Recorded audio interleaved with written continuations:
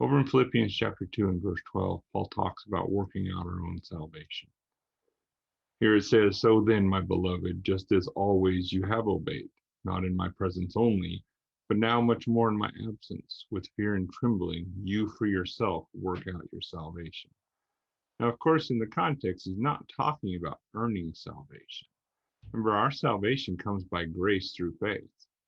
We see over in Romans chapter 11 and verse 6 that it's not about works. And if by grace, not out from works, since a grace would no longer be grace, and if out from works, it is no longer grace, since works would no longer be works. We're over in Ephesians chapter 2, verses 8 and 9, it says, "For by the grace you are in the state of being saved through faith, and this is not out from you, the gift from God, not out from works, in order that no one can boast." We are to work out our salvation in fear and trembling. So, the fear and trembling that Paul is talking about here is the attitude that we have towards God, not in fear of losing our salvation, but in displeasing God, because what we're doing is not using what he's provided for us. See, over in 1 John chapter 4 and verse 18, mature love casts out fear. So we don't have fear of punishment from God, but we do have respect for who he is and what he's provided for us. So when it comes to working out our salvation, we need to use it.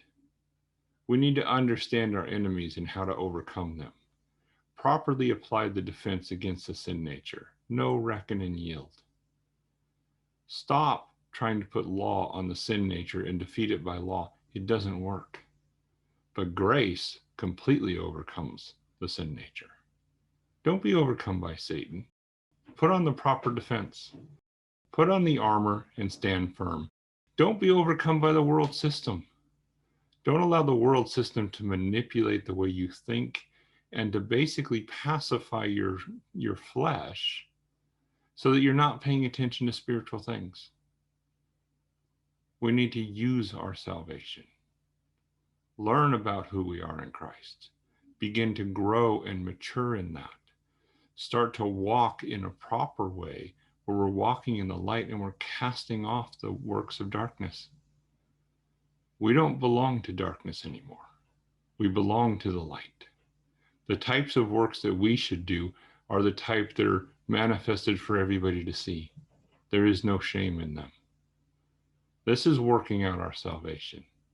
It's taking what God has provided for us and using it in a way to where we truly are taking full benefit of everything he has given to us in salvation, so that ultimately our lives truly do express a proper opinion of who he is and who we are in Christ.